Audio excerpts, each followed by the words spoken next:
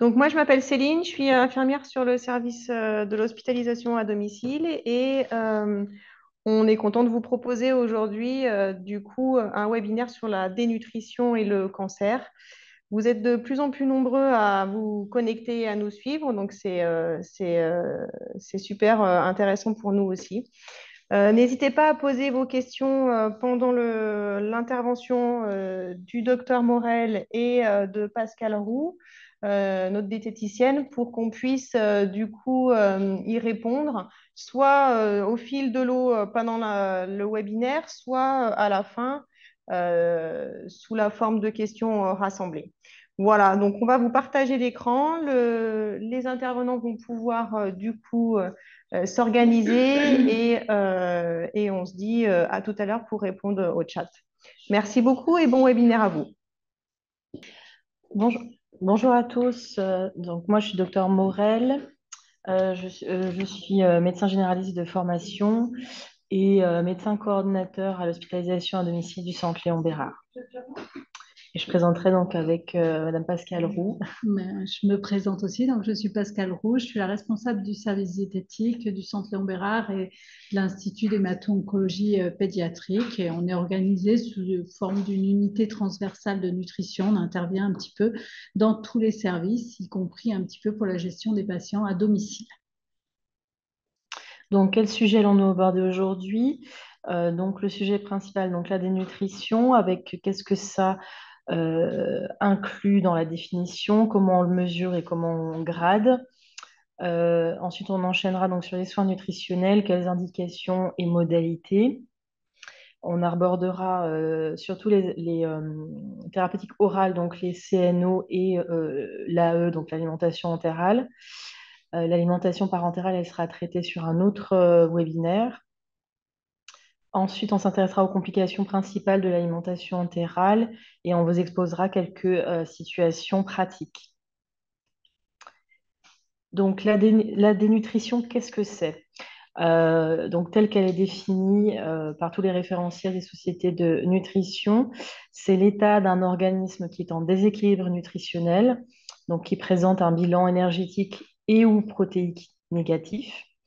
Ça va associer un critère phénotypique et un critère étiologique qu'on va détailler dans la diapo suivante. Et il est à noter que ces critères donc, seront applicables pour la population entre 18 et 70 ans.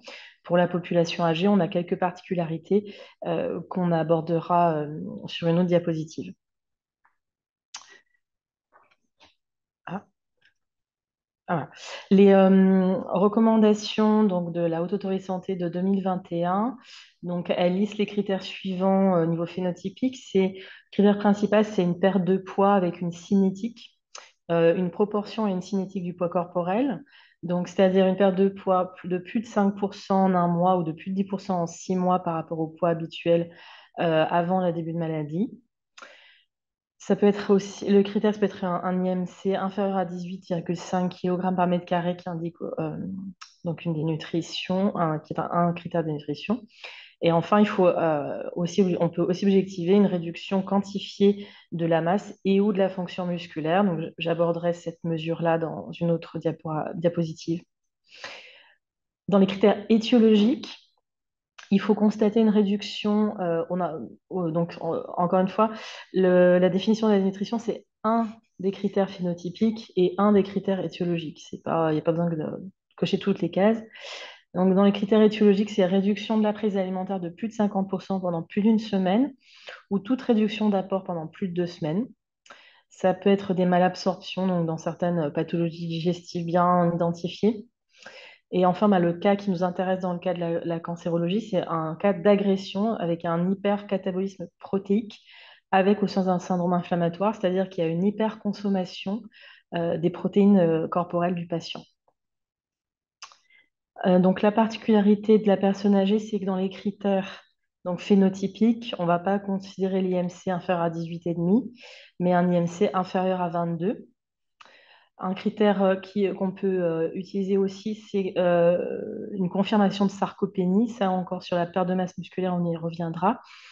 Et l'outil de repérage qu'on peut utiliser, c'est le MNA. Alors, je suis désolée, je ne l'ai pas détaillé, mais c'est le Mini Nutritional Assessment, qui est un petit questionnaire qui se fait rapidement au lit du malade.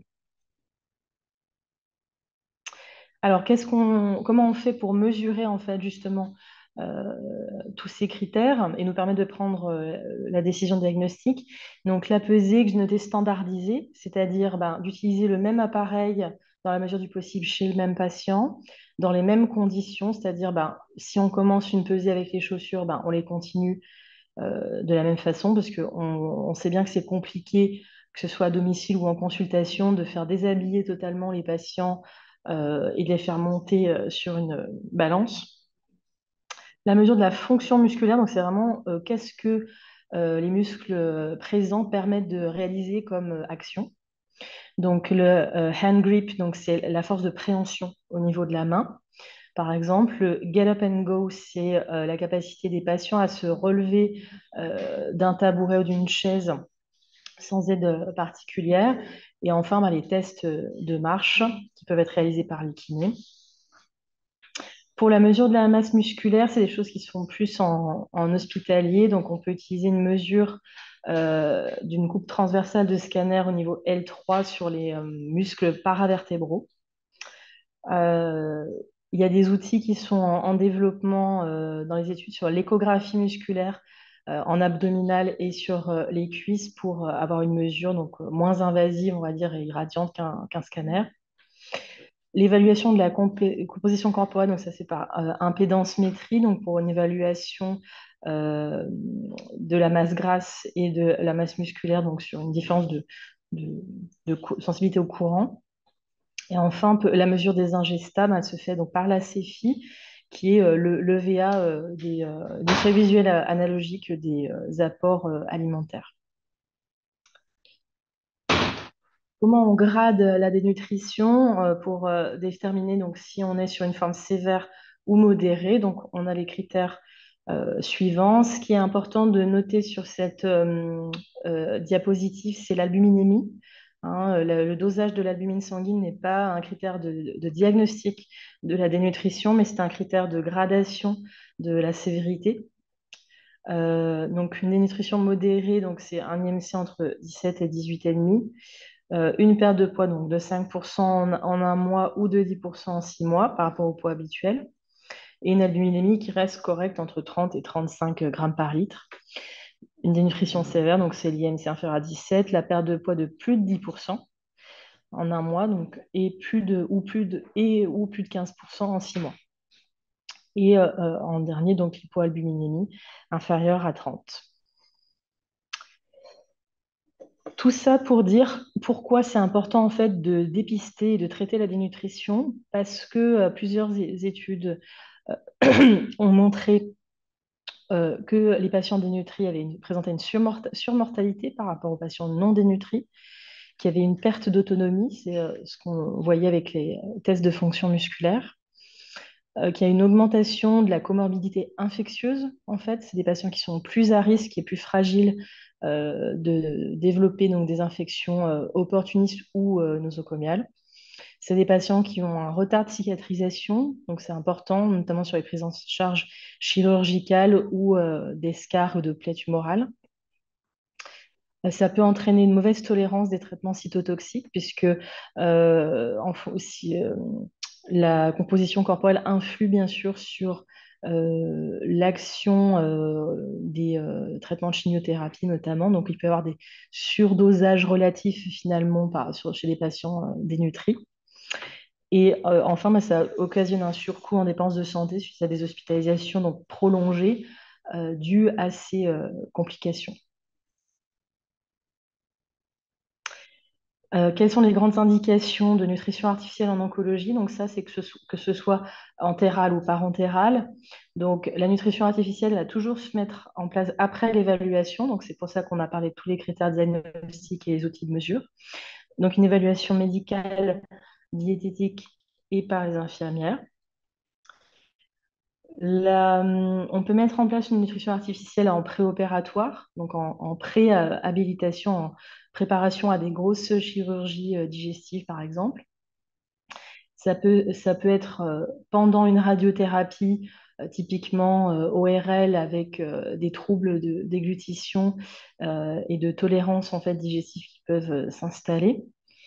Une indication qu'on appelle adjuvante, c'est-à-dire qu'on fait une nutrition artificielle pendant un traitement de chimiothérapie, sachant que quand on dit néoadjuvante, ça veut dire que c'est avant chirurgie par exemple. Ça peut être aussi une indication palliative. L'indication principale, c'est sur le syndrome occlusif persistant. Le message important sur la nutrition artificielle, c'est qu'on privilégie toujours de commencer une alimentation par une alimentation entérale ou par une supplémentation orale, puisqu'on priorise d'utiliser un tube digestif qui est fonctionnel. C'est tout simplement parce qu'il y a une meilleure tolérance et moins de complications infectieuses et que c'est plus physiologique. Je vais passer le relais à ma collègue sur l'arbre décisionnel, donc de quels soins nutritionnels pour quel patient. Donc du coup, oui, je vais prendre le relais. Je m'arme de mes lunettes, hein, désolée. Du coup, en fait, quand on a un patient, quand on a fait l'évaluation, comme le disait Astrid, nutritionnelle, on va ensuite essayer de décider de quel type d'action on va mettre en place, quelle va être la stratégie nutritionnelle qu'on va mettre en place. Et pour cela, on va se baser d'une part sur l'état de dénutrition, pas de dénutrition, une dénutrition modérée ou une dénutrition sévère. Plus la dénutrition est sévère, plus on essaiera d'avoir une action intensive, si on peut dire. Et ensuite, après, dans le schéma, vous voyez, donc on stratifie d'abord sur l'état nutritionnel et ensuite on va stratifier sur les ingestats. Et du coup, l'échelle CEFI dont parlait tout à l'heure Astrid, là, c'est marqué EVA, mais en fait, le vrai terme, c'est CEFI. Du coup, ça permet de grader très facilement le niveau des prises alimentaires d'un patient par rapport à avant d'être malade. Et ça a été démontré avec des publications que si le CEFI est inférieur à 7 sur 10, c'est-à-dire globalement, on peut transposer ça en disant que le patient mange 70% de ce qu'il mangeait avant, ben ça c'est un critère pour dire qu'il ne mange pas suffisamment et que du coup, s'il n'est pas encore dénutri, il va se dénutrir. Donc c'est le deuxième niveau de stratification et en fonction, on va aller soit vers juste une surveillance, le poids une fois par semaine, soit une prise en charge nutritionnelle orale si le patient n'est pas trop dénutri et s'il mange encore à peu près correctement. Et chez les patients dénutris sévères, on va d'emblée se questionner sur le fait de mettre en place un support nutritionnel un peu plus rapidement chez eux que chez les autres parce que ils sont plus dénutris à la base et que du coup, il faut, entre guillemets, si je parle un petit peu dans le langage parlé, il faut taper plus fort. Donc, on va stratifier un petit peu par ça. Et sur le plan de la nutrition artificielle, comme le disait Astrid, le point important, c'est de première chose à se poser comme question, c'est est-ce que le tube digestif est fonctionnel ou pas? Si le tube digestif est fonctionnel, on va essayer d'aller plutôt vers la nutrition entérale que vers la nutrition parentérale, qui est plutôt à réserver aux situations où le tube digestif est non fonctionnel ou alors si jamais on a essayé de mettre en place une nutrition artificielle et que c'est un échec pour diverses raisons de tolérance ou ben, du coup là on peut envisager de mettre en place une nutrition parentérale.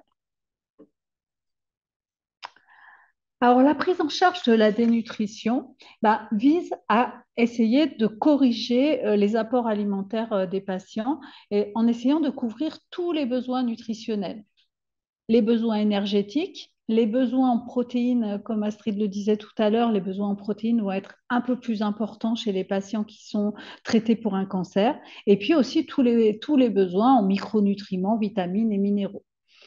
Et on va essayer d'utiliser tous les moyens à notre disposition, donc en essayant de grader un peu ce qui va être le moins invasif pour le patient, donc du moins invasif au plus invasif. Donc on va commencer par essayer d'agir en enrichissant l'alimentation, en ajoutant des compléments nutritionnels oraux. Et ensuite, si on n'y arrive pas, envisager une nutrition artificielle, une nutrition par sonde, puis une nutrition parentérale. Ça peut être seul, mais ça peut être aussi des techniques de nutrition qui peuvent être combinées les unes avec les autres.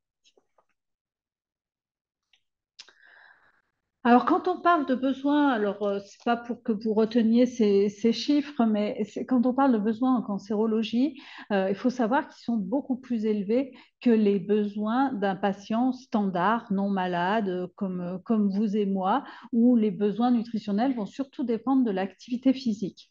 Là, on a des besoins, donc globalement, entre 20 et 25 kilocalories kilo, quasiment, on couvre les besoins de quelqu'un qui a une activité plutôt assez sédentaire. Mais en cancérologie, on est plutôt sur des besoins de 30 à 35 calories, voire un peu plus si on veut permettre aux patients de reprendre du poids. Et là où c'est encore plus important, c'est sur les besoins en protéines. Les besoins standards des patients en protéines, c'est 0,8 grammes par kilo et par jour. Et là, on est plutôt sur des besoins de 1,2 à 1,5. Donc, ce n'est pas quasi du simple au double, mais pas loin. Et donc, du coup, c'est des besoins qu'il va falloir aller chercher. C'est des patients qui ont, en plus, avec tous les traitements, plutôt des difficultés à s'alimenter. Alors, un petit peu pour rentrer un peu plus précisément dans qu'est-ce qu'on peut conseiller aux patients et que vous, infirmiers à la maison, vous pouviez conseiller à vos patients qui ont des traitements du cancer. Déjà, quand on veut optimiser l'alimentation orale, c'est très compliqué d'aller dire aux patients qu'il faut qu'ils mangent plus. Ils sont intelligents, ils ont déjà essayé de manger plus et malheureusement, souvent, ils n'y arrivent pas. Et donc, du coup, plutôt que de leur demander de manger plus, on va leur demander d'augmenter la densité énergétique de ce qu'ils mangent, c'est-à-dire de ne pas manger plus, mais que ce qu'ils mangent, ce soit les aliments les plus profitables, si on peut dire. Qu'on va leur dire, favorisez d'abord le plat principal avec la viande et l'accompagnement, plutôt des féculents parce que c'est plus calorique que des légumes. Et déjà commencer par ça plutôt que de commander par une salade qui apporte globalement pas grand-chose si on regarde les besoins protéines et énergie. Et à côté de ça, on va leur demander de répéter les prises alimentaires, c'est-à-dire de fractionner les repas. Et là, j'aimerais bien que vous fassiez attention sur votre vocabulaire. Fractionner, c'est différent de grignoter. Grignoter, c'est je fais un petit peu toute la journée, donc je mange toutes les demi-heures, toutes les heures, je mange un peu tout le temps dans la journée. C'est pas forcément, c'est un peu contre-productif ça, parce que les patients, ils vont avoir tendance euh, à perdre la sensation de faim. Parce que comme ils auront grignoté toute la journée, au moment du repas, ils n'auront pas faim. Et quand même, les aliments qui sont les plus intéressants, c'est souvent les aliments qui sont au repas. Donc, parlez-leur plutôt de fractionner, c'est-à-dire ajouter une collation le matin, ajouter une collation l'après-midi, et éventuellement, on peut employer le mot grignoter le soir. Parce que le soir, à la limite, ils grignotent toute la soirée. Ça n'a pas tellement d'importance parce que le lendemain matin, ils auront digéré tout ça et ils auront faim. Donc, les mots sont importants parce que les gens se représentent des choses dans leur tête. Et moi, j'ai énormément de patients qui me disent, on m'a dit de grignoter toute la journée, de manger quand j'avais faim. Alors oui, c'est vrai, mais en gardant quand même une structure de repas. Stimuler l'appétit, c'est important aussi pour essayer de trouver le plaisir de manger quand on n'a pas forcément le plaisir à travers le goût ou à travers les odeurs qui peuvent des fois gêner. Et donc, éviter les désagréments des odeurs de cuisine, ça va aussi de soi. Et c'est vrai que là, il faut essayer de vraiment utiliser le plus possible les aidants qui vont pouvoir aussi agir sur les repas pour cuisiner à la place des patients. Parce qu'il y a des patients qui sont très écœurés par les odeurs. S'ils cuisinent, derrière, ils n'ont plus faim. Donc, essayer d'agir aussi là-dessus, de voir comment ils peuvent se faire aider. L'enrichissement, alors je vous ai mis un petit peu, c'est juste à titre d'exemple, on essaye d'enrichir donc les nutriments, ce qui apporte des calories, c'est les protéines, les matières grasses et le sucre. C'est les trois éléments qui apportent vraiment des calories. Le plus intéressant, c'est les matières grasses. Un gramme de matière grasse, ça apporte 9 kilocalories, alors qu'un gramme de sucre, ça en apporte que 4. Donc, c'est clair que l'enrichissement en matière grasse va être très efficace. Euh, les protéines aussi, ça apporte que 4 calories par gramme, mais les protéines, on en a besoin pour le côté structurel, pour le côté cellulaire, muscle. Donc, du coup, bien penser l'enrichissement en protéines. On peut enrichir avec des poudres de protéines, des poudres de lait, du fromage, des œufs. La matière grasse, ben, c'est assez facile. Donc, leur dire de rajouter une cuillère à soupe d'huile dans leur repas, c'est pas anodin. Une cuillère à soupe, c'est 100 calories. Du coup, ça permet sur une soupe ou sur une salade ben, qui apporte globalement rien, ben, du coup, ça apporte au moins les 100 calories du gras. Le sucre, attention sur le grignotage de sucreries qui est vraiment un coupe-faim parce que le sucre, ça fait monter la glycémie et ça a tendance à couper un peu l'appétit. Quand la glycémie est trop haute, ben, du coup, on a moins faim. Donc, on peut enrichir les repas en sucre sans aucun problème en mettant de la confiture dans les yaourts, en mettant un peu plus de sucre dans les yaourts, mais grignoter des mars et des boissons sucrées toute la journée, ça va aussi être un petit peu contre-productif. Donc le sucre, oui, mais plutôt dans une collation ou dans un repas qu'en grignotage. Alors, il existe, je vous ai mis aussi ça parce que vous allez avoir le support à titre d'exemple, hein. Il existe plein de bouquins où il y a des conseils très précis avec des recettes qui sont plutôt très bien faits. De la Ligue, celui de Biogarant qui a été fait avec une de nos collègues et celui qui est au centre, il a été développé par l'Institut du cancer de Nice pour une étude qui s'appelle Chimiodiète. Après, sur les compléments nutritionnels oraux, là, c'est pareil. Il y en a plein de sortes. Je pense que vous les avez vus au domicile des patients, hein, forcément. Euh, le message là-dessus, c'est ils ne sont pas tous équivalents. On a tendance à dire, ben, prenez n'importe quel complément nutritionnel, mais non, hein, vous pouvez aller sur un même flacon de 200 millilitres d'un apport de moins de 200 calories jusqu'à 480 calories. Donc, si vous vous rappelez ce que je vous ai dit, où on veut essayer d'augmenter la densité énergétique le plus possible pour qu'ils aient moins de volume à avaler, bah, du coup, dans les compléments nutritionnels, c'est un peu ça. Plus on va aller vers des compléments concentrés, moins ils auront à en avaler et du coup, plus ce sera facile pour eux. Maintenant, je modère ça en disant aussi que bah, le complément nutritionnel qui est efficace, c'est quand même celui qui est consommé. Donc, il faut aussi s'assurer que le patient il consomme bien son complément. Donc, bien évidemment, s'il n'arrive pas à consommer un qui est très concentré, on peut essayer d'aller vers d'autres compléments nutritionnels. Il existe des formes aussi plus adaptées pour les patients qui ont tendance à faire des fausses routes sous forme de yaourt, de crème, sous forme salée, même si on en a de moins en moins. Les laboratoires arrêtent de plus en plus à développer ces formes-là. Il existe des compotes, des biscuits, plein de choses, mais je vais vous mettre la diapo d'après avec un petit bémol. Je vous ai fait un comparatif sur la comparaison avec les compléments nutritionnels proposés par les laboratoires de nutrition que vous avez sur votre gauche. Et à côté, ben, j'ai pris, alors désolé pour les marques, hein, mais pour comparer des compositions, j'ai été obligée de prendre des marques. Et donc, j'ai comparé avec ce qu'il y avait dans le commerce qui était plutôt connu. Et du coup, si vous regardez à poids égal, ben, par exemple, si on prend les pains au lait, ben, dans le pain au lait du complément nutritionnel, vous avez environ 200 calories. Et dans le pain au lait équivalent en poids de Pasquier, vous avez 235 calories. Donc, en fait, vous allez avoir aucun intérêt à conseiller un pain au lait de complément nutritionnel si ce n'est pour apporter plus de protéines. Mais pour apporter plus de calories, ce n'est pas du tout intéressant, c'est surtout très marketing. Donc, attention à bien avoir cette notion-là. Des fois, ce n'est pas très intéressant. Et globalement, les biscuits ne sont pas très intéressants sur le plan calorique, ils sont un peu plus sur le plan protéique. Mais les protéines, c'est assez facile à trouver. On peut mettre de la poudre de lait, on peut mettre de la poudre de protéines. Moi, je ne suis pas une très grande convaincue de ces compléments nutritionnels que je trouve plutôt un peu plus marketing. Les compotes, par contre, sont assez intéressantes parce que dans la compote Andros, par exemple, il y a très peu de calories, il y a 90 calories. Donc là, vous allez au double avec la compote du complément nutritionnel. Donc là, c'est quand même un peu plus intéressant. Et juste une petite remarque sur la poudre de protéines. Il faut faire très attention à l'enrichissement uniquement en protéines parce que pour métaboliser, c'est-à-dire pour utiliser correctement les protéines, il faut un certain nombre de calories.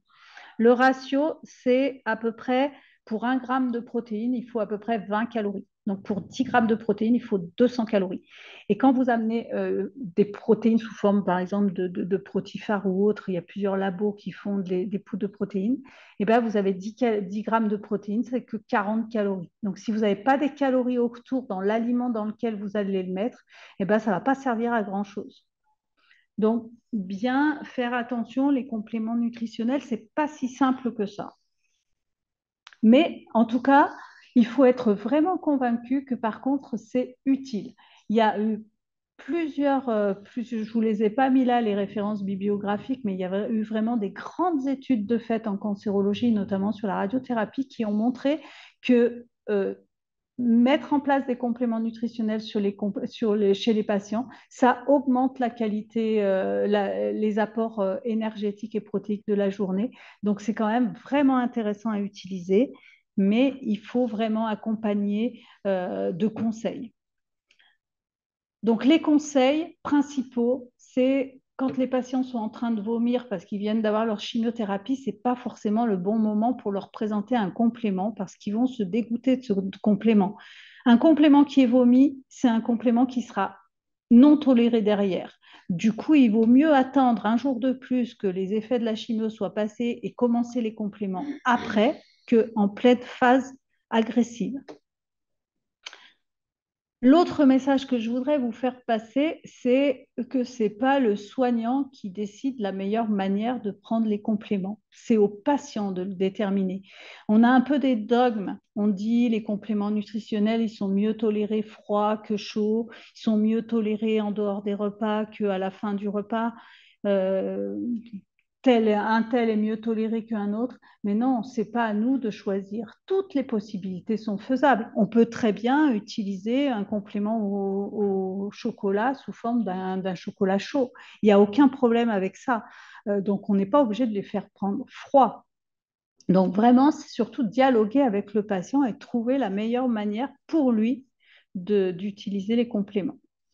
Et juste la première phrase, attention, on parle bien de compléments nutritionnels oraux qui sont des aliments diététiques avec une réglementation. C'est les aliments diététiques destinés à des fins médicales spéciales qui sont vraiment réglementés. Les compléments alimentaires, déjà, il y a beaucoup moins de réglementation. Donc, c'est tout ce qui est en gélule, en comprimé, en plante. Et attention, il y a beaucoup de contre-indications ou en tout cas d'effets indésirables avec les traitements de cancérologie ou d'effets un petit peu qui vont modifier le fonctionnement des chimiothérapies. Donc, il faut toujours que les patients fassent valider la prise de compléments alimentaires par les médecins quand ils ont notamment une chimiothérapie. Alors, je vous ai mis ça aussi. Le message principal, vous savez maintenant à peu près tous qu'on peut cuisiner avec les compléments nutritionnels oraux. Mais juste le message, c'est attention, encore faut-il que derrière le patient, il consomme son complément. C'est-à-dire, si vous mettez un complément dans une quiche qui fait 500 ou 600 grammes, le patient, il va en manger une portion de 200 grammes. Donc, en fin de compte, il va manger peut-être qu'un quart, un tiers des compléments. Donc, il vaut mieux leur dire de cuisiner des compléments dans un smoothie, par exemple, puisque là, ils vont mettre le complément et ils vont le prendre en entier. Utiliser les compléments à la vanille pour en faire un flan, pour en faire une crème dessert. Là, c'est intéressant. Ou une mousse au chocolat. Mais une tarte salée, ben, c'est déjà beaucoup moins intéressant. Donc voilà pour les compléments nutritionnels oraux. Quelques petits mots rapides, je ne sais pas où j'en suis au niveau du temps. Du coup, sur l'adaptation face aux symptômes. À la maison, vraiment, le premier réflexe à avoir, c'est vérifier que les patients prennent bien leur traitement. Parce que souvent, les oncologues vont mettre une ordonnance type, si on peut dire, où ils vont balayer un peu les symptômes liés à leur chimiothérapie et dire en cas de constipation, vous avez tel médicament, en cas de diarrhée, tel médicament, en cas de nausée, vomissement, tel médicament. Mais c'est vrai que les patients ont des fois soit du mal à s'y retrouver, soit ils n'ont pas forcément envie ou pas compris qu'il fallait prendre leur traitement. Donc la première chose à faire, c'est vérifier que le patient prend bien les traitements prescrits pour essayer de gérer un symptôme. Clairement, les nausées, vomissements, s'ils ne prennent pas leur traitement, on ne pourra pas faire grand-chose. Vérifier l'intensité des symptômes. Hein. Si vraiment les patients ils ont des débâcles de diarrhée, il faut vraiment alerter. Il ne faut pas laisser les patients et se dire que c'est un état de fait qu'ils aient des symptômes. Ce n'est pas non plus quelque chose d'incontrôlable. Donc, il faut avertir si les symptômes vous semblent d'une intensité trop importante, avec une altération des patients ou une déshydratation. Il faut vraiment alerter. Alors, les nausées et vomissements, on avait débattu avec le docteur Morel pour dire est-ce qu'on garde cette diapo parce que globalement, je vais vous dire, je vous ai mis des conseils comme ça, mais très clairement, les nausées et vomissements, les conseils diététiques, c'est tellement individuel, ça marche un cas sur deux. C'est très difficile par des conseils diététiques de contrôler des nausées et vomissements. Ce qui va permettre de contrôler les nausées et vomissements, c'est clairement les médicaments. Donc, du coup, voilà, vous pouvez dans les petits conseils que je vous ai notés là, ben, leur dire, ben voilà, des petits repas, éviter d'avoir l'estomac vide. Des fois, ça marche chez certains, pas chez tout le monde.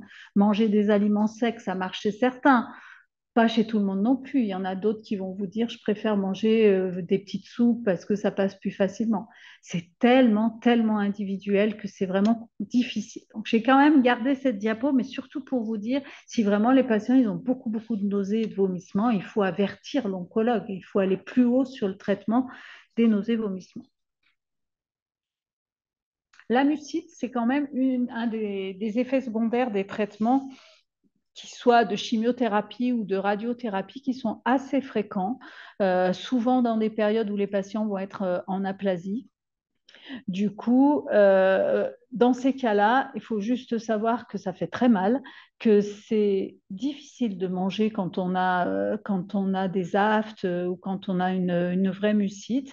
Donc, il faut se faciliter la vie dans ces cas-là. Donc, des aliments qui demandent peu de mastication, plutôt des aliments froids, un peu lisses, qui vont être plus faciles à avaler. Les aliments lactés sont un peu basiques, c'est-à-dire qu'ils neutralisent un peu l'acidité, sont plutôt souvent bien tolérés. On peut avoir recours à des compléments nutritionnels dans ces cas-là et penser à maintenir une bonne hygiène buccale. Au contraire, il faut vraiment éviter tout ce qui va être agressif. Donc, ça peut être l'alcool, les aliments trop acides, trop épicés. Ça peut être aussi le fait de fumer. Hein, ça peut entraîner une agression encore supplémentaire. Tout ce qui va être trop salé, trop sucré, trop chaud, mais même parfois trop froid, va avoir tendance à mal passer. Tous les aliments qu'il va falloir mastiquer beaucoup. Donc ça, il faut vraiment essayer d'adapter. Et si vraiment les gens n'arrivent pas à s'alimenter, ben, c'est le même message, il faut qu'ils préviennent. Alors l'altération du goût, alors ça c'est quelque chose qui est très fréquent. Ça peut être de diverses sortes. Soit les patients ont un mauvais goût dans la bouche, ça c'est pas facile à traiter. C'est plus facile à la limite quelqu'un qui n'a pas trop de goût, qui a moins de goût, parce que du coup, ben, dans leur tête, il n'y a pas trop le goût des aliments, mais ils arrivent quand même à manger. Mais un mauvais goût, ben, ça favorise les nausées, c'est beaucoup plus compliqué. Donc, le mauvais goût, on peut essayer de le contrecarrer avec des choses qui vont passer au-dessus, si on peut dire, donc être plus fort en goût, comme de l'eau citronnée, de l'eau à la menthe aussi chez certains, mâcher un peu de chewing-gum, sucer des bonbons acidulés pour essayer d'enlever ce mauvais goût. Les modifications du goût aussi, hein, donc quand on a un goût qui est intensifié, ben, il va falloir aller vers des aliments qui ont peu de goût. Par exemple, les aliments à faible saveur comme les féculents, la viande blanche, les laitages, ça a très peu de goût et du coup, ben, ça va moins se modifier en goût. Pareil pour les odeurs, parce que le goût, l'odeur, c'est très proche. Hein, le système sensoriel, c'est difficile de savoir si c'est le goût ou si c'est l'odeur qui vient en premier. Donc souvent, les gens qui ont un goût exacerbé ont aussi des odeurs exacerbées. Donc là, attention à limiter ces aliments à forte odeur. Et un bon moyen de limiter les goûts et les odeurs, c'est de manger froid. Quand vous mangez froid ou à température ambiante, vous avez beaucoup moins de goût, beaucoup moins d'odeur. La cuisson, la chaleur va augmenter le goût. Si besoin, adapter la texture. Ça, il y a certains patients qui, le fait de mastiquer, ont l'impression que ça majore les mauvais goûts. Et ben, du coup, il va falloir qu'ils mangent des choses qui sont plus faciles à avaler, qui vont avoir moins de temps en bouche. Je vous ai mis quelques conseils aussi ciblés sur le goût métallique. Alors, le goût métallique, c'est beaucoup chez les gens qui vont avoir des chimiothérapies avec des sels de platine, cisplatine par exemple. Hein. Donc, c'est quand même une molécule qui est encore beaucoup utilisée en cancérologie. Et du coup, ça donne beaucoup le goût métallique. Et je vous ai mis les principaux aliments. En général, c'est quasiment toujours ceux-là que les malades nous parlent. C'est la viande rouge, l'eau. Alors l'eau, c'est quasi systématique, le café. Et du coup, ces aliments-là, ils vont être très compliqués à prendre parce que du coup, ils vont prendre ce goût métallique. Donc, si c'est que la viande rouge, ben, on écarte la viande rouge, ils mangent la viande blanche, pas très grave. L'eau, c'est un peu plus compliqué de s'en passer, mais souvent, l'eau gazeuse ou l'eau avec un peu de citron dedans, avec un peu de menthe dedans, ben, ça suffit à faire passer. Le café, c'est pareil, ben, souvent on leur dit, ben, passez-vous du café. Là, c'est moins grave. Euh, et il faut savoir qu'on peut adoucir un petit peu ces, ces goûts métalliques. Par exemple, les légumes verts ont beaucoup ce goût métallique parce qu'il y a du fer dedans. Et le simple fait de mettre une béchamel, ça va contrecarrer un peu ce goût métallique. Voilà, après, je vous laisserai lire pour le reste, pour le trop salé, trop sucré, c'est un peu plus évident. Quand on a un goût trop salé, on évite ce qui est salé, et puis quand on a un goût trop sucré, on évite ce qui est sucré. En soi, c'est pas trop important de supprimer ou d'éliminer un aliment. Ce qu'il va falloir faire attention, c'est quand on enlève toute une catégorie d'aliments. Si les gens se mettent à ne plus du tout manger de viande, de poisson ou de grandes catégories d'aliments, il va falloir veiller à ce qu'ils aient d'autres aliments qui compensent.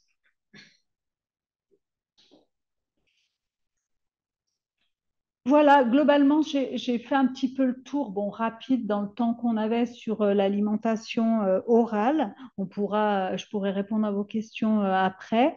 Et du coup, cette phrase de transition, bah, quand l'alimentation orale ne suffit plus ou est contre-indiquée, bah, on envisage la nutrition artificielle. Et comme l'a dit Astrid et comme je vous l'ai montré dans l'arbre décisionnel, eh ben, en première intention, on va essayer, donc je vous ai remis l'arbre décisionnel, d'utiliser le tube digestif s'il est fonctionnel, donc la nutrition entérale.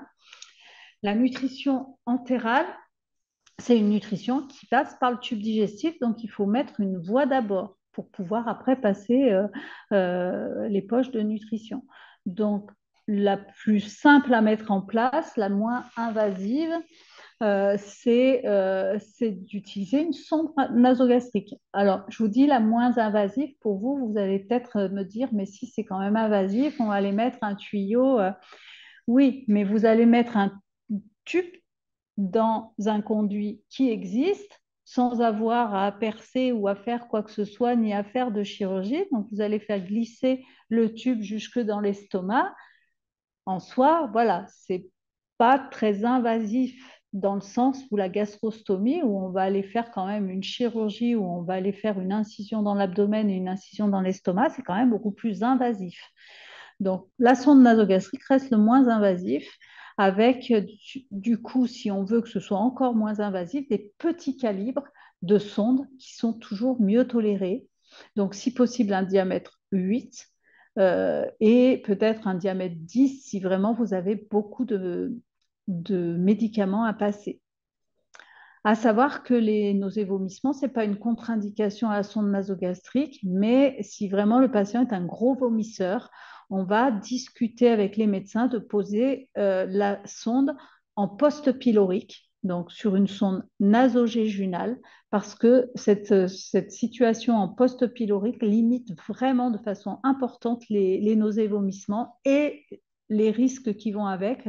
Astrid vous en parlera, les risques de reflux gastro-œsophagien, les risques d'inhalation.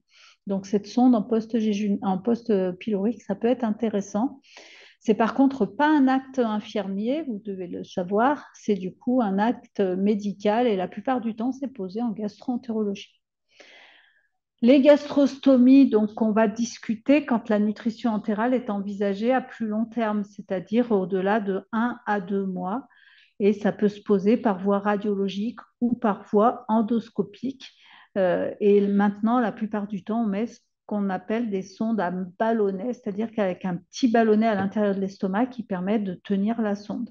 On ne met plus trop de sondes à parapluie, je ne sais plus comment ça s'appelait, mais du coup, on ne les utilise plus trop. Et jéjunostomie, en général, c'est une pause chirurgicale. Les connectiques, je vous ai laissé cette diapo-là juste pour bien faire la différence entre les connectiques IV et les connectiques entérales. Maintenant, tout ce qui est entéral, c'est violet. Hein, le code couleur est violet. C'est normalement uniformisé pour tout le monde. Et ça doit être normalement complètement incompatible avec l'IV. Donc, n'essayez pas de bidouiller pour que les sondes, pour que les seringues d'entéral aillent sur la voie IV. C'est vraiment fait pour que ça n'aille pas sur la voie IV parce qu'il y a eu quand même des erreurs de nutrition entérale posées sur des voies IV et ça entraîne quand même le décès du patient. Donc, du coup, ils ont normé les connectiques pour la nutrition entérale avec ces embouts ENFIT. Alors, quand on va mettre en place une sonde nasogastrique, on va toujours vérifier qu'elle soit bien positionnée dans l'estomac, qu'elle ne soit pas partie dans les poumons quand même, c'est important. Et donc ça, il faut une validation médicale que la sonde soit bien positionnée au bon endroit dans l'estomac, ni trop haut parce qu'on favorise les risques de reflux, ni trop bas parce qu'on va contrarier la vidange pylorique et du coup entraîner une augmentation de la vidange gastrique avec des risques de diarrhée ou de mauvaise tolérance. La sonde, ça aussi, ça a été une discussion entre nous. Est-ce qu'on repose une sonde à la maison sans contrôle radiologique? Donc, il faut savoir, moi, je travaille en pédiatrie. Donc, clairement, en pédiatrie, c'est habituel. Hein, on repose les sondes nasogastriques à la maison sans contrôle radio, puisqu'on ne peut pas irradier les enfants de façon trop importante. Donc, on ne peut pas refaire des contrôles radio à chaque fois. Chez l'adulte, et en tout cas chez nos patients en cancérologie, ce qu'il faut vous dire, c'est pas de repos si vous n'avez pas une prescription médicale vraiment établie pour reposer cette sonde. Parce qu'il y a quand même des risques que si on ne contrôle pas la sonde, on ne sache pas si elle est vraiment au bon endroit, déjà dans l'estomac, mais surtout au bon endroit dans l'estomac. En tout cas, vraiment, pour les patients avec une tumeur ORL ou pulmonaire, les patients avec des troubles de la déglutition importants ou des patients avec les troubles de la conscience, c'est vraiment pas conseillé de poser une sonde à la maison sans refaire un contrôle radio derrière. Vous pouvez poser la sonde, ne rien passer dessus et envoyer le patient contrôler dans un centre à proximité pour avoir une radio de contrôle. De toute façon, repose de sonde, c'est avec une prescription médicale. Alors, cette diapo, c'était juste la diapo du dessous qui m'intéressait sur la fixation de la sonde. Avant, on demandait à ce que la sonde elle soit beaucoup fixée au niveau du nez. Et en fait, on se rend compte que pour beaucoup de patients, cette fixation au niveau du nez qui entraîne que la sonde ne bouge pas du tout, bah, ça peut être source d'escarre de la narine et source d'inconfort. Donc, en fait, les recommandations, c'est la fixation type pédiatrique, c'est-à-dire plutôt une fixation sur la joue sans forcément une fixation au niveau de la narine. Alors, il y a quand même quelques patients qui sont plus confortables avec une sonde fixée au niveau de la narine, par exemple chez les tumeurs ORL, parce qu'ils n'apprécient pas que la sonde bouge. Mais par contre, en digestif, ils sont plutôt confortables quand la sonde, elle bouge avec la déglutition.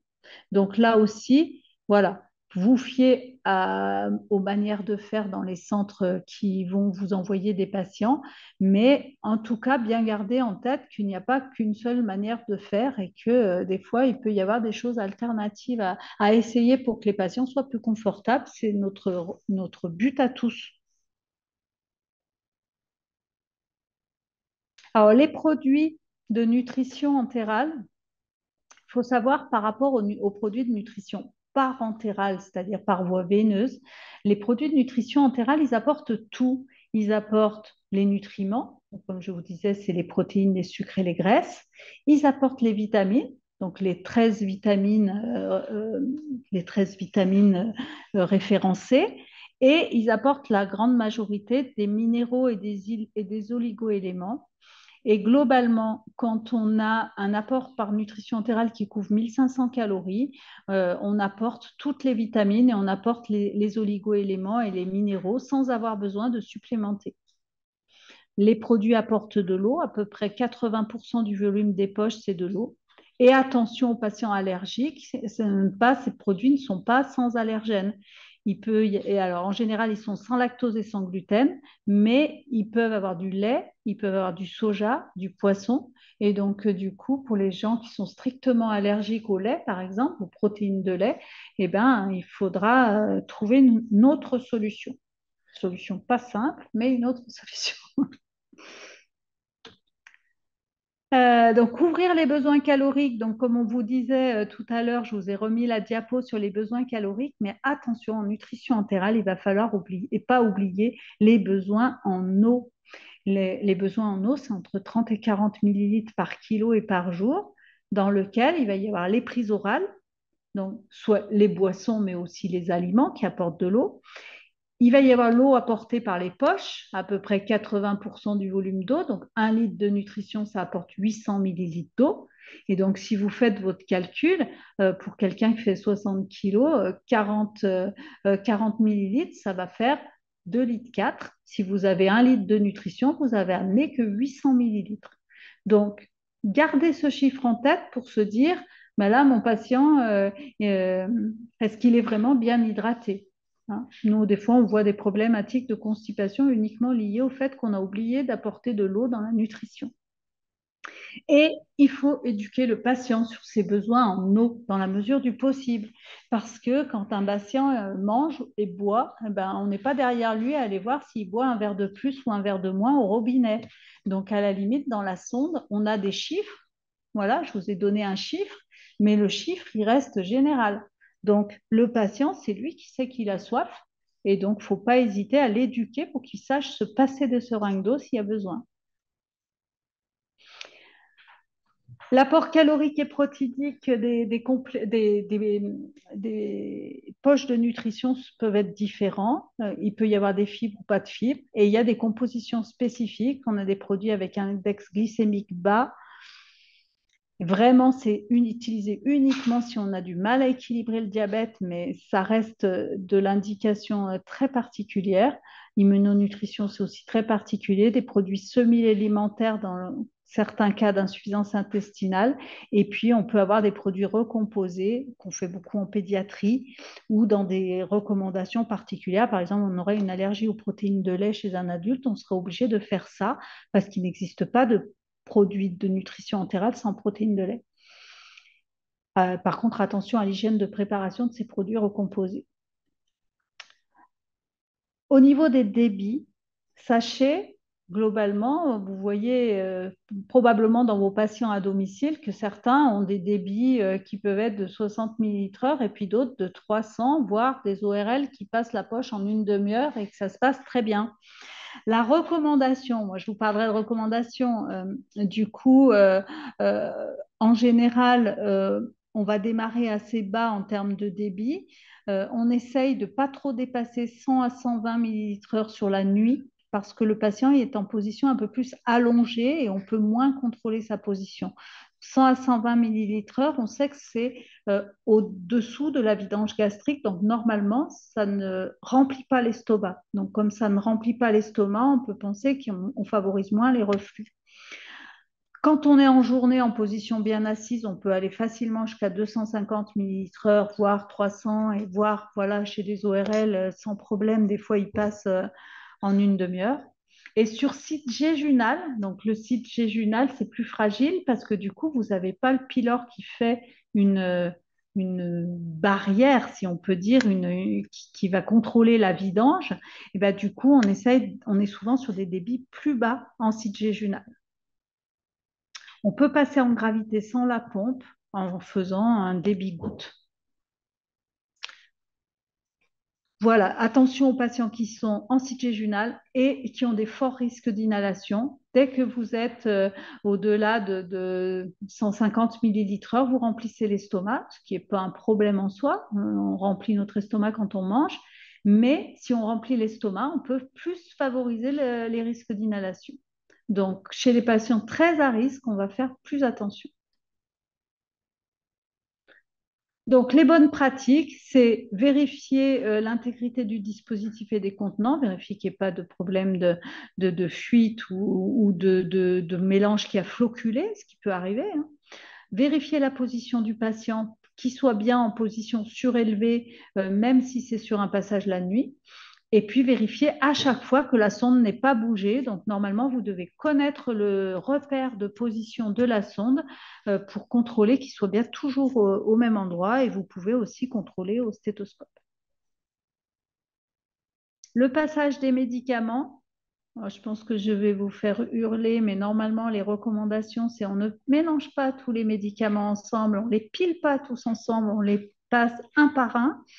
Chaque fois que je dis ça, vrai, des infirmiers, ça hurle parce que du coup, s'ils ont 10 médicaments et qu'il faut les passer les uns après les autres, c'est compliqué. En tout cas, pensez à demander au maximum au médecin d'adapter la galénique pour avoir des choses qui ne sont pas à piler, hein. En tout cas, on n'injecte rien dans la poche de nutrition. Donc ça, c'est en nutrition entérale, c'est complètement interdit. En nutrition parentérale, il y a un site injectable, il y a certaines choses que vous verrez qui peuvent être injectées, mais en entérale, rien du tout. Donc on passe les médicaments par la sonde et on rince bien entre chaque médicament. Voilà pour ma partie. Je vais laisser au docteur Morel prendre la suite et elle va vous traiter de tout ce qui est complications de la nutrition entérale.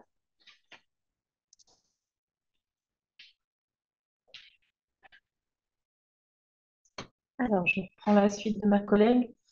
Donc, on a bien abordé le diagnostic de la nutrition et les indications de nutrition artificielle. Cependant, comme tout traitement, il peut y avoir des complications. Donc, les complications principales, hein, je ne prétends pas à l'exhaustivité, mais on va traiter par grandes catégories. Donc, c'est les complications digestives, cutanées, infectieuses et sur lesquelles je reviendrai par la suite. Et on va débuter par la première complication qui peut survenir donc, à la mise en place de la nutrition artificielle, donc le syndrome de nutrition inappropriée. Alors, en quoi ça consiste? Donc là, c'est une diapo un peu synthétique et une diapo plus détaillée par la suite. Qu'est-ce qui se passe en fait dans le corps d'un patient qu'on renutrit après une longue période donc, de dénutrition? L'apport glucosé, l'apport calorique et notamment glucosé va entraîner un pic d'insuline, pic sanguin d'insuline. Qu'est-ce que ça entraîne en fait, ce pic sanguin d'insuline? Ça va entraîner une fuite du secteur vasculaire en intracellulaire, donc d'électrolytes. Donc une consommation, donc ça va consommer donc le phosphore, magnésium, potassium qui vont rentrer dans les cellules, donc on va avoir un effondrement des taux plasmatiques. Ces troubles ioniques sanguins, ils vont avoir des conséquences principalement et les plus graves potentiellement au niveau cardiaque et pulmonaire. Donc, je vais vous montrer le schéma suivant qui est donc issu d'une brochure concernant le SRI qui a été validée donc, par la SFNCM, donc la Société francophone de nutrition clinique et métabolique. Donc, ça fait partie des ressources que vous pourrez retrouver en ligne, cette brochure. Donc, si je reviens plus en détail, donc un jeûne prolongé ça va entraîner une consommation du glycogène au niveau du foie et du muscle avec une consommation aussi des protéines du corps par le patient. Donc, ça va diminuer le stock de protéines et de lipides du patient. Et quand on va renutrir le patient, donc apporter des calories et notamment du glucose, il va y avoir donc, une sécrétion d'insuline et les transferts ioniques dont je vous parlais. Donc, les transferts intracellulaires principalement donc, du magnésium, du potassium et du phosphore. Donc, ça entraîne une baisse des taux plasmatiques, donc avec une hypokaliémie, hypomagnésémie, hypophosphatémie, qui peut entraîner donc, des troubles, notamment du rythme cardiaque et des œdèmes, notamment pulmonaires. Donc, ça, c'est ce qu'on appelle le syndrome de nutrition inappropriée. Donc, les critères, donc, ce sont les suivants. Donc, un œdème ou des œdèmes diffus, notamment des membres inférieurs, une hypervolémie, une défaillance viscérale au plus sévère et au plus grave, et les troubles ioniques dont on parlait, ce qui explique donc la surveillance biologique qu'on demande chez ces patients. Les patients qui sont à risque, donc les critères qui ont été établis par un institut britannique, donc le National Institute for Clinical Excellence.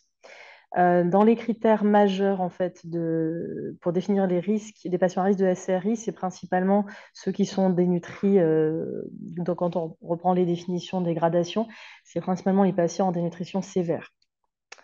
Donc, IMC inférieur à 16, une perte pondérale supérieure à 15% en 3 à 6 mois, des ingestats nuls pendant plus de 10 jours et des troubles ioniques déjà présents.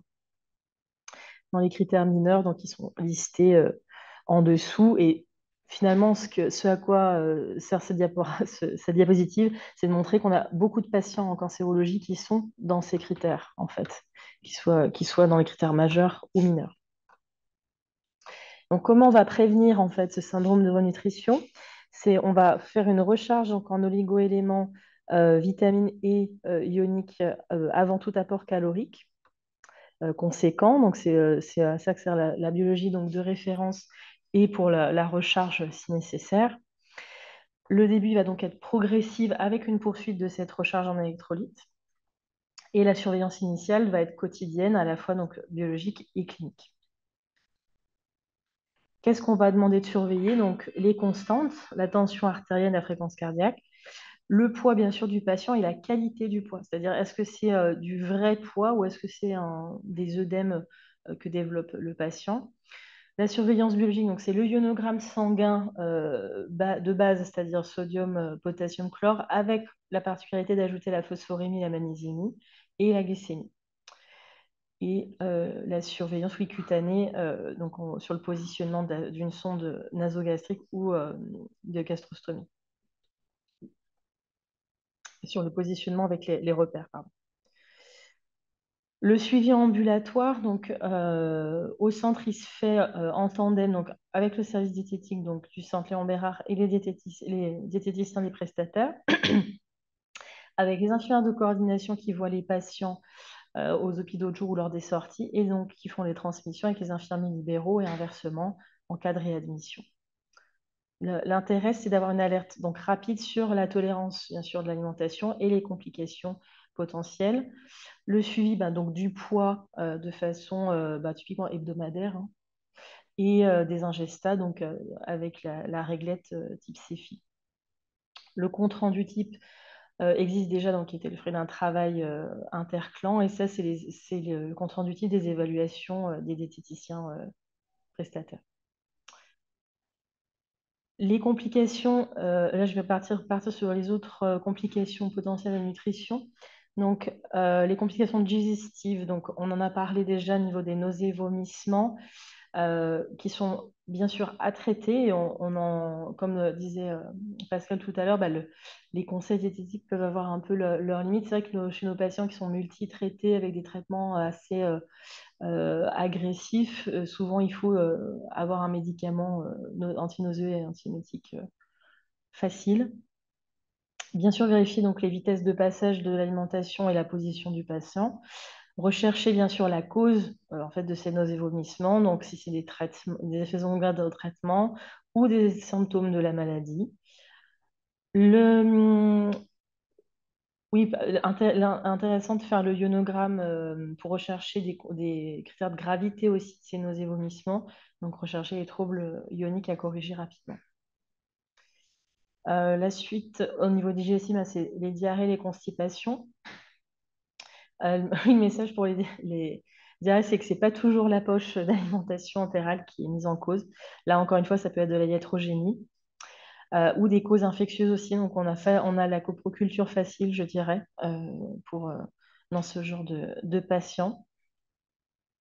La constipation, c'est vrai que j'aurais pu mettre un petit point sur, en effet, vérifier les apports oraux, comme tu le disais, enfin les apports en eau,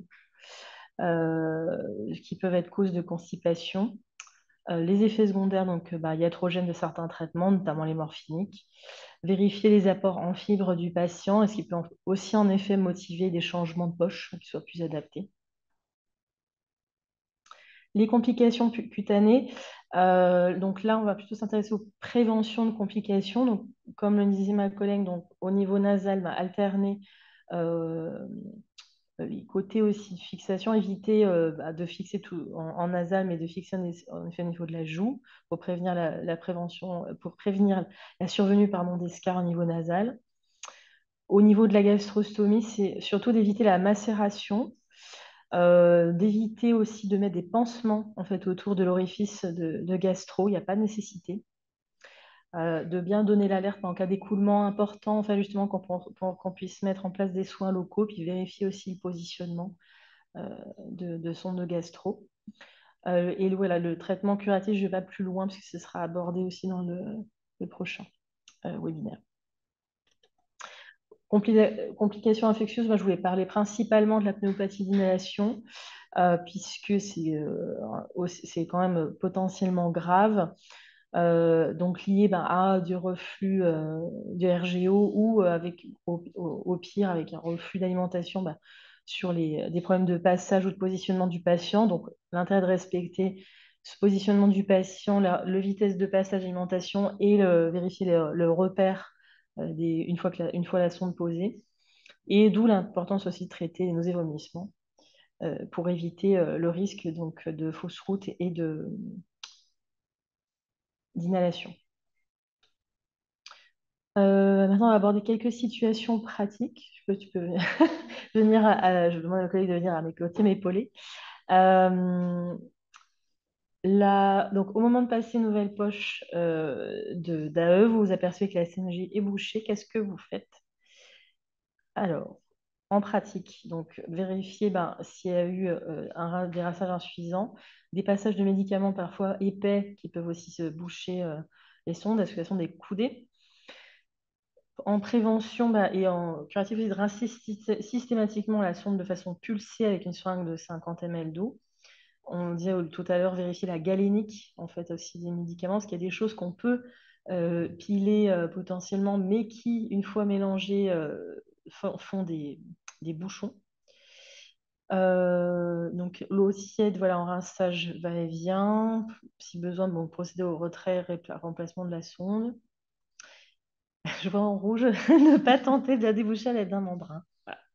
On a eu le cas de débouchage de sonde avec le membrin. Le gros risque, c'est de perforer l'œsophage du patient, par exemple. Du coup, c'est vraiment contre-indiqué. Et l'autre chose aussi, vous voyez qu'il n'y a pas le coca noté là-dessus, alors que c'est la petite recette magique des infirmiers de mettre du coca dans les sondes. Ça ne fait pas partie de la première recommandation. C'est vrai que ça peut être testé, mais commencer d'abord par l'eau tiède, voyez comment ça se passe.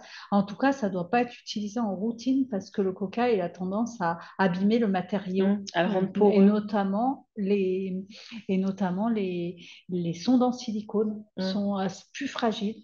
Et donc, du coup, ça doit, une fois de temps en temps, ça va rien faire. Mais si vous l'utilisez vraiment en routine, c'est pas la bonne pratique. Donc, en cas de diarrhée, donc c'est-à-dire en effet, la définition d'une diarrhée, c'est plus de 4 selles liquides par jour. Alors, on va examiner les réponses. Donc, qu'est-ce qu'on fait en cas de diarrhée chez un patient sous alimentation entérale? Est-ce qu'on arrête la nutrition? Pas forcément. pas sans avis médical et pas sans recherche étiologique, comme je le disais tout à l'heure. On le signale bien sûr. On peut diminuer le débit de passage, ça peut améliorer la situation. Est-ce qu'on passe que des produits sans fibres? Non, sauf s'il y a une prescription en effet d'un régime sans résidus. Sachant voilà, que le produit avec fibres, c'est des régularisateurs du transit, ça ne va pas forcément l'accélérer ou le liquidifier. Je ne sais pas si tu avais d'autres. Ouais. Juste sur la nature des fibres, en fait, c'est un peu comme si, c'est un peu comme dans l'alimentation normale. Les fibres, par exemple, les carottes, c'est des fibres, mais les carottes, c'est des pectines qui vont avoir un effet plutôt antidiarrhéique. Et ben, dans les produits de nutrition entérale, ils ont fait la même chose. Ils ont fait un mélange de fibres pour avoir une action quand même pour lester les selles et avoir un petit peu d'action sur la constipation, mais aussi ils ont mis des fibres qui sont plutôt régularisatrices du transit, voire antidiarrhéiques, et donc du coup, il ne faut pas forcément supprimer les produits avec fibres. Autre situation pratique, quand le patient présente une constipation, qu'est-ce qu'on fait? Ben, on ne fait pas rien. On va vérifier donc l'hydratation, si elle est suffisante, comme on le disait. On va vérifier la prise des traitements, notamment s'ils ont un traitement laxatif associé à leur morphinique, par exemple. Pas d'intérêt à passer les poches plus rapidement, en fait, hein, concrètement. On peut adapter donc la composition des poches des produits d'alimentation entérale, comme on le disait tout à l'heure. Et bien sûr, administrer un traitement préventif et curatif par laxatif et suppositoire complété éventuellement par un lavement. Et l'activité physique, hein, vous savez, quand on pense toujours constipation, on pense apport de fibres. Mais en fait, moi, ce que je dis toujours aux gens dans la constipation, c'est un, est-ce que vous hydratez bien? Deux, est-ce que vous bougez? Est-ce que vous bougez? Quand on est assis sur une chaise, on est constipé. Et trois, l'apport de fibres. Donc vraiment, c'est dans cet ordre-là. Donc, essayez de bien raisonner, de leur dire, bah, si vous allez marcher, ça ira peut-être mieux parce que la gravité fera son effet, en fait. Ouais. Donc, boisson, activité physique et apport en fibres. Autre situation pratique, donc en cas de vomissement au cours du passage de la nutrition. Donc, qu'est-ce qu'on fait? On arrête la nutrition, en effet. On peut l'arrêter 2 heures et reprendre après avis médical, donc avec un débit plus faible. On peut bien sûr vérifier la position de la sonde. Favoriser donc le bon positionnement du patient pendant et après le passage des poches de nutrition, parce que c'est pas parce qu'on a fini en effet de passer le produit que le patient peut se rallonger directement, puisqu'il y a quand même, comme tu disais, la vidange gastrique qui doit se faire. Éviter de trop mobiliser le patient en effet pendant et après le passage. Et bien sûr, sur prescription, ajouter des antiémétiques si c'est justifié. On vous remercie pour votre attention. Je pense qu'on est dans les temps, en effet, pour avoir quelques questions.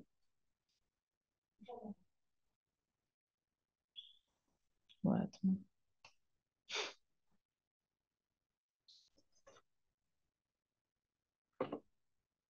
Est-ce que vous pouvez nous conseiller des aliments anti-émétiques comme le gingembre? On ne voit pas ta grimace. Il n'y a pas vraiment d'aliments anti-émétiques.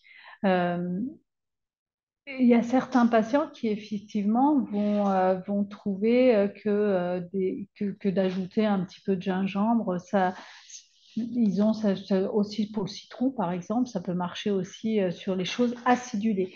Tout ce qui est acidulé de toute façon va favoriser la vidange gastrique. Donc du coup, c'est d'ailleurs pour ça qu'on commence le repas en général par une crudité avec de la vinaigrette dedans parce que du coup, ça aide à la digestion. Mais vraiment sur le gingembre en particulier, pas vraiment. Et surtout pas conseillé aux patients de prendre justement des suppléments de type gélule ou de gingembre, de curcuma ou d'autres choses parce qu'on fait plus de mal que de bien.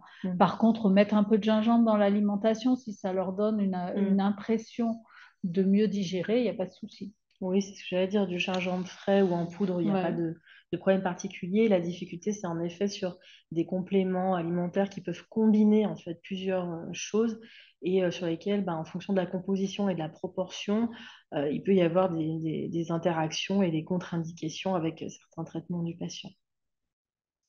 Dans ces cas-là, moi, je demande au patient de me donner le nom ou la boîte, je prends une photo et j'avoue que on a euh, Madame Audrey Giroux, qui est une de nos pharmaciennes, qui nous répond de façon très éclairée sur le type d'interaction possible. Que pensez-vous des protéines en poudre vendues dans les magasins bio? Pois, riz, champs, sont-elles intéressantes? Alors, pourquoi pas utiliser des protéines dans les magasins bio, il n'y a pas de souci particulier. Là, la différence, c'est protéines végétales et protéines animales. Les protéines de pois ou de végétaux en général n'ont pas la même valeur nutritionnelle que les protéines qui sont d'origine animale. Et notamment, elles sont carencées en certains acides aminés qui vont faire que leur utilisation dans l'organisme va être un peu vraiment moins bonne. Et en tout cas, il n'y aura pas tous les acides aminés. Pardon. Et donc, du coup, les protéines animales sont de bien meilleures valeurs biologiques. On parle de valeurs biologiques dans ces cas-là. Donc, c'est pas contre-indiqué, mais ça ne va pas répondre complètement à notre demande. Là, une remarque qui me vient, c'est que pour les patients, alors ça suppose que la prise orale soit possible, mais pour les patients qui ont un régime végétarien, c'est pour ça qu'il est recommandé d'associer en fait une céréale et une légumineuse, parce que les deux combinés permettent d'avoir ces acides aminés équivalents en quelque sorte à ce qu'une protéine animale peut apporter. Et c'est vrai qu'isolément, ça ne va pas être suffisant et pas être métabolisé de la même façon. Alors, si vous avez encore d'autres questions, il y a encore quelques secondes, quelques minutes. Sinon, j'en profite pour vous dire que, il y aura un deuxième volet pour ce thème de nutrition artificielle où on abordera plutôt les différentes voies d'abord et les complications cutanées. Donc, ce sera Charlène Bijard, notre infirmière référente pansement, plaies, cicatrisation du centre Léon Bérard, qui interviendra avec Pamela Funk, notre médecin nutritionniste. Voilà, donc on va plutôt prévoir ce volet sur le printemps 2024. On vous tiendra informé de la même façon par mail avec le lien pour vous connecter à la visio et sous le même format, 1h30 l'après-midi. Une dernière question peut-être, Justine. Tout à fait. Est-ce que le facteur de Wegener est toujours d'actualité? Tu précises. Je ne sais pas ce que c'est. Ça ne doit pas être très d'actualité parce que...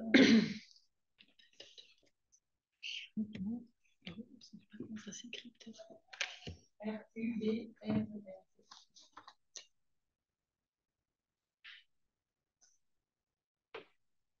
Demander de préciser parce que comme ça, ni Astrid ni moi nous sommes très au fait.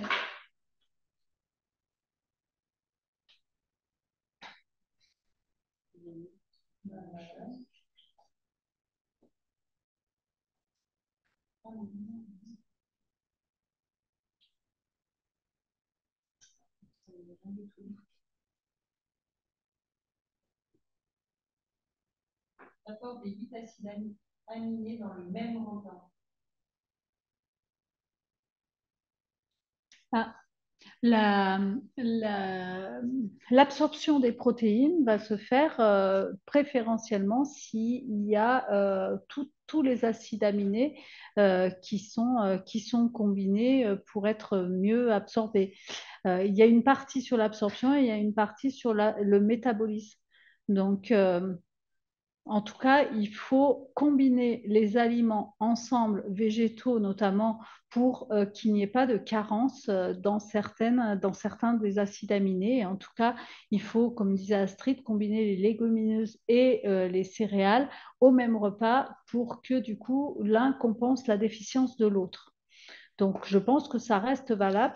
Je ne connaissais pas ce terme de facteur de Rubner, mais je pense que ça n'a pas changé. En fait, l'acide aminé, c'est un facteur limitant. Du coup, on va absorber jusqu'à ce facteur limitant et tout le reste, ce sera perdu. Donc, autant essayer de combiner de façon à ce qu'il n'y ait pas de facteur limitant dans l'absorption des protéines. On vous remercie de votre attention. Merci Astrid et merci Pascal. Et on vous donne rendez-vous pour le prochain webinaire Nutrition entérale au printemps 2024. Merci beaucoup.